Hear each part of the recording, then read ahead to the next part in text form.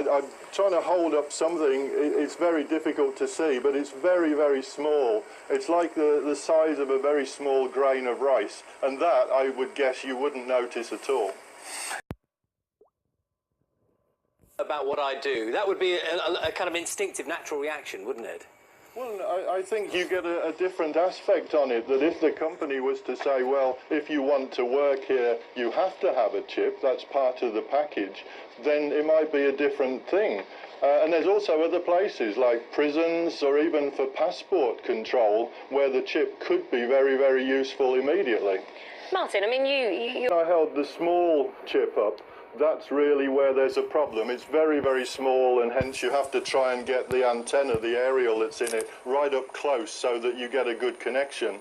With the thing that I had, which is quite a bit bigger, so there wasn't a problem. It actually operated over 1 to 2 meters, so I was free to walk around, and the computer switched on lights for me, said hello, opened doors, and I didn't have to go up close to it. So it's really just, the technology's there, it's just using it in a different way.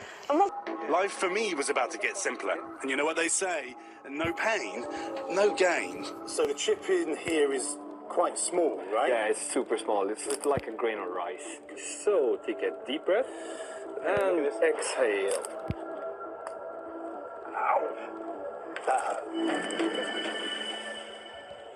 And with that, I became part man, part machine. Right, cue the superhuman music, guys. Here comes the big reveal.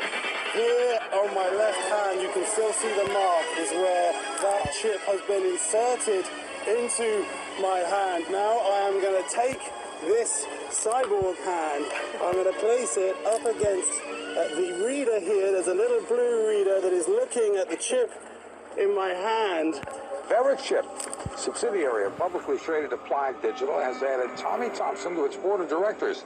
Company hoping the former Health and Human Services Secretary can help accelerate the use of RFID for healthcare and security applications. Joining us to discuss the future of RFID and his plans for Verichip, Tommy Thompson, former Health and Human Services Secretary, and Scott Silverman, Chairman and CEO of Applied Digital. Gentlemen, thank you very much for being with us. Thank you. It's an honor to be on your program. Mr. Thompson, I'll start with you. We're doing a poll today. Would you have one of these things implanted in your arm or, I don't know, under your scalp or wherever you put it? Required to carry that have tracking trips built right into them, so teachers know where their students are at all times. Well, schools say the measures will help make kids safer, but is it just going too far? Tell us more about these microchips. Yeah, RFID, radio frequency identification chips, and they're used pretty regularly. I mean, I have one in my pocket right now, and if you have a New York State license... You do? Yeah. Well, take a look I mean, I don't really want to take out my driver's license and hold it in front of the camera. That's understandable. But we do have one in there, and I use it because I was born in New York State. I used to cross into the Canadian border all the time. I have an RFID chip in mine, just so that when I cross over, they know who I am, and they can go and they can scan it, and they can instantly pull up my file. You know, think of like a QR code that you see out on the street somewhere. And same concept in schools. You want to be able to chronicle as much data as you can about someone to justify some sort of good. At least, you know, that's what they're doing it for. In the case of Texas, we have a school district there where 2 schools so far this year have forced the students to wear these badges that have the cards inside of them, and they're using it as means of tracking the students so that they can try to cut down on the rampant truancy that's happening right there. Because in a lot of school districts, if you're not having kids showing up, the states aren't going to pay for the schools. The states are going to stop funding them. And this, I believe it's North Side District in Texas, includes San Antonio, I believe. They believe that these 2 schools right there, they're losing upwards of $175,000 a day in funding because students just aren't showing up to the class and the teachers can't keep track of them. So they figured, okay, well, if we know where the students are at all times, you know, they're going to be held accountable. We'll know if they're in the class. We'll make sure we will have as accurate numbers as we possibly can. We'll be able to get that funding. We'll be able to know where everyone is. And it's great if, you know, you want to make sure that you're sending your child to a school where you're going to get the best education that the state's going to be able to afford. But at the same time, yes, instantly we're seeing all these privacy concerns just start mounting up. And they're being addressed in Texas, but unfortunately not necessarily in the best way. We have a case just recently where one student she rejected this idea. She said, I'll carry a badge on me. You can have my name, you can have my photo, but I don't want to be tracked around the school, because you can, from anywhere to like 100 feet away, they can just buzz you in on a radio, and they can find out like within a couple of inches where you are in the building. And it's just, it kind of just gives people the heebie. She get in a fight with fellow classmates. Andrea Hernandez has been told she can't return to school because she refuses to wear a student ID card that's implanted with a GPS identification chip. She says it's against her religious beliefs. Well, a Bexar County District Court judge has just stepped in, granting Hernandez a temporary restraining order as she awaits trial. But this is a case with some major implications. So we wanted to speak with her attorney, John Whitehead. He is a constitutional attorney. John, thanks for being on the show. This is a project at John Jay High School Science and Engineering Academy called the Student Locator Project. What's the point of all this? Well, the point of the project supposedly is to raise money for the school. If they can put this program into effect, supposedly, and prove that they can increase attendance, they're supposed to make more money. But they've already spent $500,000 buying the chips from large corporate entities. So money is obviously being made here. But Andrea had a religious objection to the having to wear the chip and a privacy concern. I mean, even when she went in the bathroom, she had to have the chip on. Plus, she's not being treated equally. If she doesn't have the chip, she cannot access the library, cafeteria. She was told she couldn't vote the homecoming king or queen. So she also wanted to hand out a pamphlet in the hallways saying that giving her objections to why she didn't want to wear this chip, and they were told she was told she couldn't do that. Well, from what I understand, though, the principal offered to actually have the chip taken out of the card. Why then does she still refuse to wear it? Well, her father and her talk. They called me and they said, well, this is if she's still wearing the so-called Smart ID or student locator badge, what she's saying is, I endorse the program. And they feel so strongly about it that they said she cannot and will not endorse the program. So we filed for a temporary restraining order on the constitutional issues, and we just got a judge who says that they were going to expel her from school and put her in another school, and the judge says they can't do that because of the constitutional issues involved. So she's going to be back in the school, and there's going to be a hearing next week. But this is so much bigger, John, than just one case. Talk a little bit about the legal precedent here. As you mentioned, the school already has surveillance cameras. Many schools have metal detectors. Now, so that we get this new guy in there, and he'll go ahead and prove it. I mean, he's admitted to it. But this has been in plan for about the last 2 years, several years. So he also states that, hey, these things never shut off. They always emit a signal. Mm-hmm. And, if they're always emitting a signal, that means anybody with an RFID tracker can actually pull up your information. Anybody with basic computer knowledge can actually pull this up. Yeah, it's true. They're very easy to hack, and that means sexual predators are going to be hacking. That means lawless authorities, people abusing their power, are going to be hacking the systems, probably with the ready-to-go index of students and teachers and everyone else. It's total inventory control, open season for people who are predators, wolves, inside a system of people who are still sheeps, people who aren't grown up yet. It would be bad enough to do it to adults. Absolutely. And what they don't seem to understand, they're stepping on civil liberties, religious freedom, and these children who aren't old enough to make decisions for their own, they're being conditioned and told, you have to do it this way. So what they're doing is taking the voices away from the children, away from the parents, away from even teachers. I know some teachers who are afraid to stand up because they don't want to lose their jobs. Yeah. They're taking away the voice of the people. But guess what? I'm here for the voice of the people. And even for those who disagree with me, I'm fighting for you, your children, your families, not just for my 2 children and my family. I'm fighting for every person out there. I've been misquoted several times saying that I said this is the mark of the beast and all this fun stuff. I didn't say it was the mark of the beast. I said this is how they condition the people. Okay, but there's a correlation there. Oh, yeah. Because in the Bible it says you can't buy, sell, you can't participate pretty much in the economy if you don't have the mark of the beast. Well, guess what? In that school, they're being told, hey, you can't buy your lunch unless you have this badge. You can't get your library books unless you have this badge. Sounds very similar to me. It was extremely prescient, and people like to discount Bible prophecy, but it's so strongly worded. Everyone knows about that passage. You can read it if you want. How did they know that was coming? Doesn't matter. If it's just dictators, if it's just men on earth and not devils running things, they've still gone with the same plan. Oh, yeah, absolutely. I mean, if the Bible wasn't true, I wouldn't be sitting here today with you. That's just plain and simple. If it wasn't in there, it wasn't written. I was 5 years old when my parents started teaching me the Bible and taking me to church.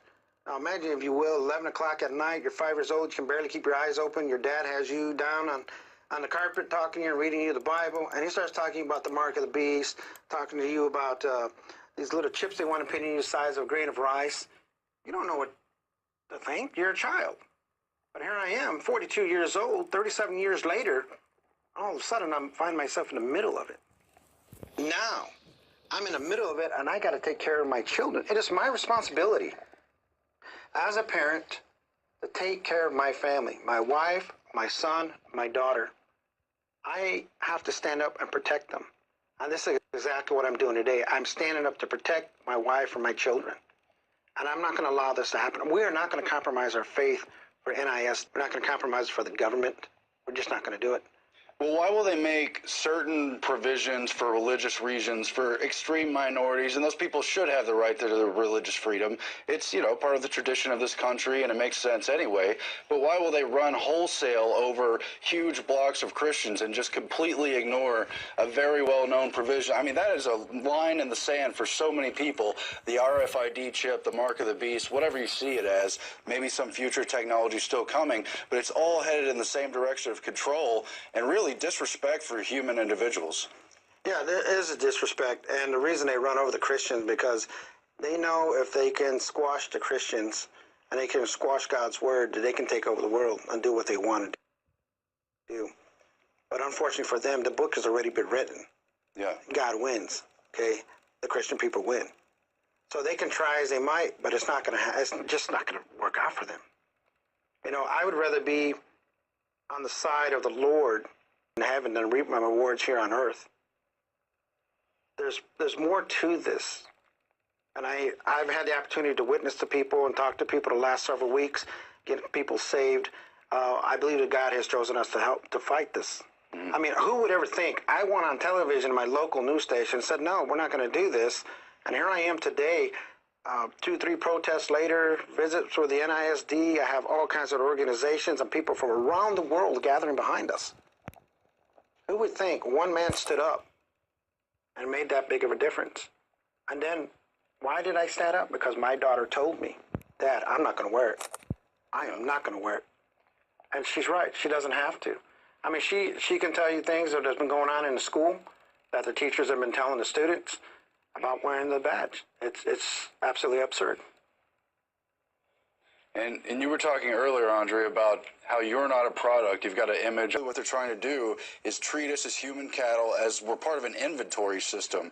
The way they're tracking is they come from Walmart and go to stores across the country and everything. Yeah. But we're human beings. Exactly. And that's what Northside seems to forget. They think that we're just money, we're just cattle. They don't think of us as a person. They just think that, oh, they're just more money for our pocket. They're just more money for the budget. But they don't realize that, you know, yes, they have a budget, and yes, they have money, but it's supposed to be for the students. It's supposed to be for the fine arts, for the athletics, for the teachers, not for their own personal gain. Yeah, but they always seem to have funding for these high technology control systems. Yeah. But, you know, then they have to cut the arts, they have to cut the sports programs. And absolutely. You know, Northside just, oh, we don't have any money to do anything. We don't have any money for bringing these new chips. That kind of, you know, we're not supposed to have any money, but yet we have enough money for this tracking program. And then this is just the beginning, you know. There's 110 more schools that have to get this chip as well if we don't stop it here and now. Yeah, and I want to talk specifically about fighting back because it does make a big difference. On the RFID front, they've already moved to chip most pets in many cities, try to put forward the idea that's somehow mandatory. People have, on the other hand, fought back against that because the microchips have been found to cause cancer in pets and animals, and nobody wants to see that. But the fact that people have protested against that issue has really hurt the main companies putting out the RFID technology, so they can suffer from us speaking back. It's a consumer issue, but it's also a rights issue. And parental rights, your rights as a member of a public school, that all factors into that. So let's talk about how we could fight back and how do we get other people out there with you helping on this issue? Well, what we've been trying to do, we actually go out and we talk with people and let people know. But, you know, people can go to spychips.com and read about it. Mm-hmm. All of our protests, all the pictures that we have up there are, you know, they're going there. We have videos. We actually have a video that was released of everybody talking to the NISD board of trustees. Mm-hmm. Karen Freeman from NISD said that, hey, you know, we can listen to you, but it doesn't mean we have to act on it. So that tells me, hey, she wants to stand her ground. But guess what? You know, we have a group of 20 million strong behind us and all kinds of different organizations throughout the world, people from all over the place. Like Catherine Albrecht told me, you put a little bit of fire underneath them, they're going to stop. She goes, so let's light this fire. Okay. I have to give my hats off, my thanks to Catherine Albrecht, Katie Deloy. Yeah, she's done a lot of very good work on this, and she has put pressure on specific companies. She's followed them, and she could do the same for these public institutions. Absolutely. Liz McIntyre, all of them. They have single-handedly put them back by at least 10 years by all these protests that they've been doing throughout the United States and England and all over the world. You know, and I'm proud to be part of that. And, you know, these people need to understand, not mandate to a free society what people have to do. You cannot just say, hey, you're going to wear it and you're going to like it. You can't. We are the United States of America. We are a free nation. We're supposed to be a free nation. We are not United States of Northside Independent School District. They are not a government. And even if they were a government, they cannot tell us we have to wear chips, that they can track us anytime they like. It's enough that they're tracking us with our credit cards, our cell phones, our phone bills. There's some things you can't get around, but this I can get around. This I would say no to. My daughter's not going to wear this